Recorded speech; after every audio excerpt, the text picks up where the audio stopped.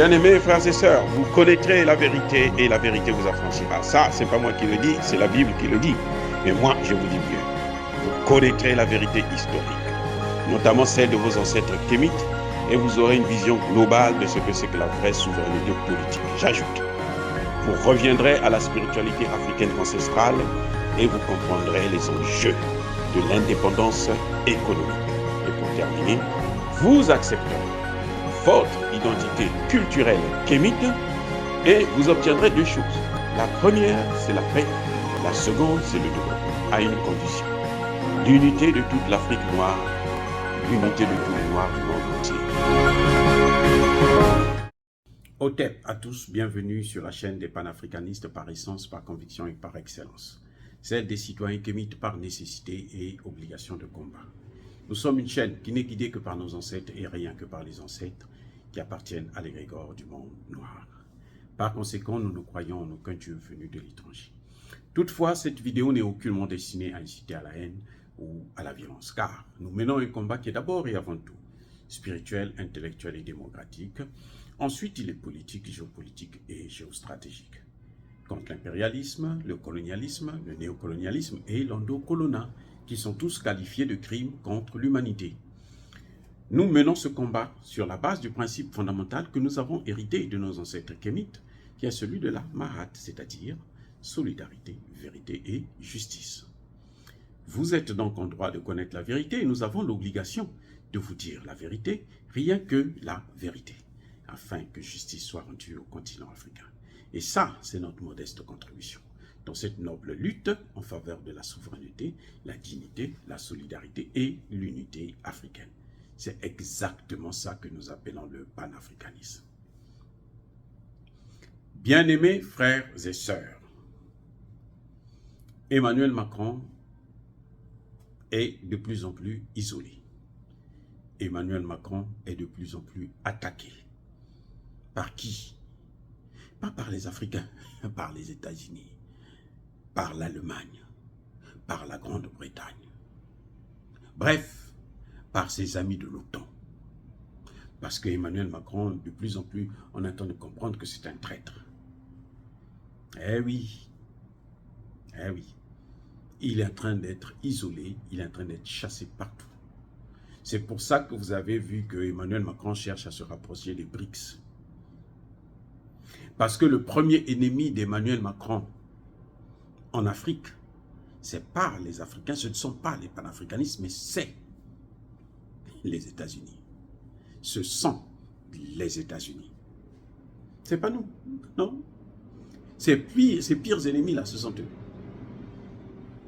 Regardez le coup que les Américains ont fait à la France, au Centrafrique. L'opposition centrafricaine est contre la réforme de la Constitution, le changement de Constitution au Centrafrique. Ils vont rencontrer l'ambassadeur de France. Écoutez bien, ils vont rencontrer l'ambassadeur de France. Et ils sortent là, gaillardement, ils viennent déclarer, nous avons rencontré l'ambassadeur. Donc maintenant, la France a décidé qu'il n'y aura pas de référendum. On ne va pas adopter cette constitution de Touadéra, ainsi de suite. La même nuit-là, les États-Unis, par la voix de leur ambassadeur, ils sont tous au Centrafrique. Non, il n'est pas aux États-Unis. Ils sont tous au Centrafrique. Ils décident que nous soutenons le président Touadéra. C'est vrai, je dis à Touadéra, hein, c'est pas ce soutien-là, ça veut absolument rien dire en réalité. Parce que c'est une façon de voir comment on peut vous avoir et puis vous briser, tordre le cou et puis on n'en parle plus. Mais en tout cas, pour ce qui concerne la France, là, ben, ils ont trahi les Français. Ils ont poussé les Français à la sortie. Eh oui.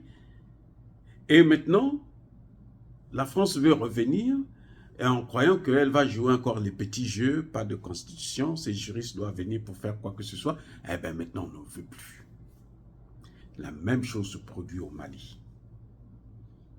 De plus en plus, les Américains sont en train de pacifier leurs relations avec le Mali. et la France est dehors. C'est-à-dire que c'est incroyable. Et oui, de plus en plus, là, les Américains sont en train de pacifier leurs relations avec le Mali. Les déclarations des États-Unis sont maintenant plus modérées avec le Mali que lorsqu'ils étaient avant. Vous les entendez encore parler même du Burkina Faso? Non. Depuis qu'ils ont dit qu'ils sortaient le Burkina Faso de l'Agora, les Burkinabés ont dit on s'en fout de votre Agora. Donc, allez-y avec, on s'en fout. L'Agora ou l'Agoa, cette affaire-là, ils disent, les Burkinabés ont dit on s'en fout. Et puis, ils ont compris que non, là, si on continue par cette méthode-là, on va sortir avec les Français. Donc, eux, ils tempèrent. Alors qu'entre-temps, pour les Français, c'est déjà trop tard, c'est difficile. Et la France est en train de perdre donc le CFA. En Afrique centrale, eh bien, les chefs d'État ont nommé des représentants ou plutôt des responsables de la BEAC sans solliciter l'avis de la France, alors que la France a même le droit de veto. Oui, sur 3 représentants qui doivent prendre des décisions de nomination dans certains postes à la BEAC, 2 doivent être français. Et un seul doit être africain. Alors que ce n'est pas la banque des Français, c'est la banque des Africains. Enfin, c'est supposé être la banque des Africains. Donc les 2 Français là, les 2 là, ils ont le droit de veto. Et le jeu qu'ils avaient toujours l'habitude de faire, c'est qu'il y a un qui soutient la position des Africains et l'autre vient dire non, non, non, vous savez, ça ne peut pas être. Allez, veto. Voilà. Ils ont joué comme ça avec les Africains. Cette fois-ci, les chefs d'État africains ont nommé sans tenir compte des 2 représentants de la France. Et le ministre des Finances se fâche, il dit mais c'est quoi? Qu'est-ce qui se passe? Il demande à la Banque de France d'intervenir. C'est trop tard. Ils ne peuvent rien faire. Puisque ça s'est passé lors de la réunion des chefs d'État. Et les gens ont commencé, ils ont déjà commencé à prendre leurs fonctions. Vous allez faire quoi? Vous allez dire que non, vous n'êtes pas les banques, c'est nous qui allons. Ce n'est pas votre banque. Et les Africains sont en train de vouloir partir maintenant. Beaucoup veulent aller au BRICS. C'est pour ça que la France veut aussi suivre les Africains, suivre le CFA. Parce qu'elle se dit, si elle perd ça aussi là, la France n'a plus rien. Elle a attendu de perdre les matières premières, elle a perdu. Les matières premières, elle a perdu, c'est fini. Donc maintenant, elle se dit, il faut aller vers les BRICS. Quand Emmanuel Macron est allé en Chine, c'était juste pour voir avec les Chinois comment il peut faire pour que ces entreprises à lui puissent travailler avec les entreprises chinoises qui investissent en Afrique. Comme ça, il va toujours rester en Afrique. Mais les Chinois ne peuvent pas investir à la place des Français. Et puis les Chinois ont maintenant une forte base dans la diplomatie de coopération avec les États africains. Et les Chinois n'ont plus besoin de la France pour aller négocier avec les États africains. Et si les Chinois viennent avec la France, eh bien, les Chinois vont s'identifier aux Français et on va les chasser tous les 2. Pour faire venir les Américains, par exemple. Vous voyez comment ça se passe? C'est-à-dire que Emmanuel Macron ne dort pas. Il est en train de devenir fou. Et oui, il s'affole. Il s'affole. Et maintenant, il décide d'aller au BRICS. Mais comment tu peux aller au BRICS en faisant la guerre contre la Russie? Il y a quelques jours, là, il a dit qu'il va maintenant former les pilotes ukrainiens. Donc, probablement, lui va donner ses petits avions de guerre là, aux Ukrainiens. Bref, ok, très bien. Vous voyez, quelqu'un qui veut être à la fois au four et au moulin, c'est vraiment très dur, hein? Très, très dur. Avoir une telle position, c'est que dans la tête, là, ça ne marche pas bien. Ça ne marche pas bien. Si ça marche bien, tu ne peux pas avoir une telle position. Eh oui. Il n'y a pas longtemps qu'il a soutenu, là, le 12 juin dernier, il dit l'offensive ukrainienne, la contre-offensive ukrainienne a commencé. Elle a été minutieusement préparée. Il était fier. C'est très bien, on est en train de faire un travail formidable. Et il dit, moi je vais aller maintenant m'asseoir à côté de Poutine, à côté de Xi Jinping. Donald Trump a dit que c'est un lèche-cul. Pas moi, c'est pas moi. Ça, là, le mot là, c'est pas moi. Donald Trump a dit qu'Emmanuel Macron est allé lécher le cul de Xi Jinping quand il est parti en Chine. C'est pas moi. Vous voyez, donc, en fait, Emmanuel Macron est comme, vous voyez, quelqu'un qu'on a tourné, maintenant on le lâche, il ne sait plus par où est-ce qu'il est rentré et par où il va partir. Il y a des gens qui ont dit que mais le génie français est mort. Non, mais il n'y a jamais eu de génie français.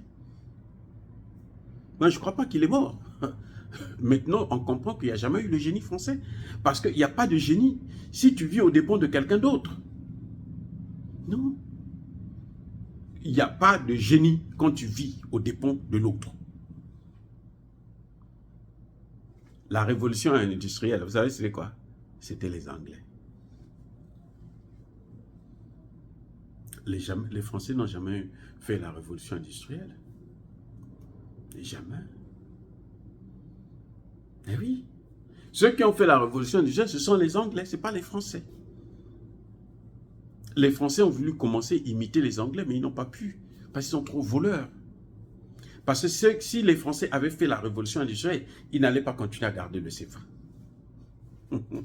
Eh oui, ils n'allaient pas s'encombrer avec le CFA. Comment? À quoi ça sert? La révolution, justement, c'est pour ça. C'est-à-dire que pour apprendre l'élan, et puis maintenant abandonner les colonies et avancer sans les colonies. Si les Anglais veulent revenir encore, ce qui est déjà trop tard, c'est parce qu'ils voient qu'ils s'accrochent aux Américains et ils voient que les Américains sont en train de chasser les Français. Les Américains chassent les Français en Afrique. Oui, ils ne vont pas vous le dire, mais en réalité, c'est ça qui se passe actuellement en Afrique. Ah ouais. Et ça, c'est le casse-tête d'Emmanuel Macron. Ce type-là, il est devenu fou parce qu'il a tout perdu. Et il est en train de tout perdre. Et il ne fait que commettre des gaffes. En allant encore vouloir s'agenouiller devant Xi Jinping et devant Poutine, là en Afrique du Sud, Emmanuel est en train de montrer encore qu'il est terriblement en difficulté. Parce qu'au final, il a compris que l'Afrique lui échappe, puisque même les Américains ne veulent pas le voir là-bas en Afrique. Même les Américains ne veulent pas le voir là-bas en Afrique. C'était lui, et pourtant c'était les Américains qui avaient sorti le mot, le gendarme de l'Afrique, la France, le gendarme de l'Afrique. Maintenant, là, la France n'est plus le gendarme. C'est les États-Unis eux-mêmes qui veulent être le gendarme, mais eux aussi, ils ont des difficultés puisque les Russes sont de retour. Les Chinois se sont installés économiquement. Eux, ils n'ont pas d'argent pour investir. Eux, ils viennent avec l'arme, avec la force, avec le militaire. Mais ça ne marche pas. Ça ne marche pas comme ça. Ce siècle-là, ce n'est plus comme ça. Eh oui. Oh, bien-aimés frères et sœurs, les déboires d'Emmanuel Macron, là, ça ne nous regarde pas. Encore une fois, soyez bénis, abondamment bénis par le Dieu des Kémites et par nos ancêtres angéliques. Mais que tous ceux qui persécutent le continent africain, le pillent et le déstabilisent, qu'ils soient noirs, blancs, chinois, arabes, indiens, qui qu'ils soient maudits, punis, foudroyés, neutralisés, effacés, écrasés par ce Dieu des Kémites et par nos ancêtres angélisés. Vive l'Afrique éternelle. J'ai dit et j'assure.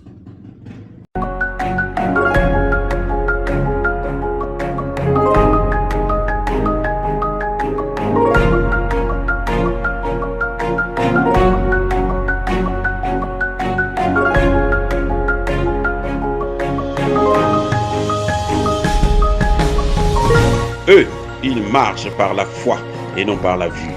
Mais moi, je vous conseille vivement de marcher par la connaissance scientifique et historique, notamment celle de nos ancêtres kémites, par les cinq sens et par l'intelligence.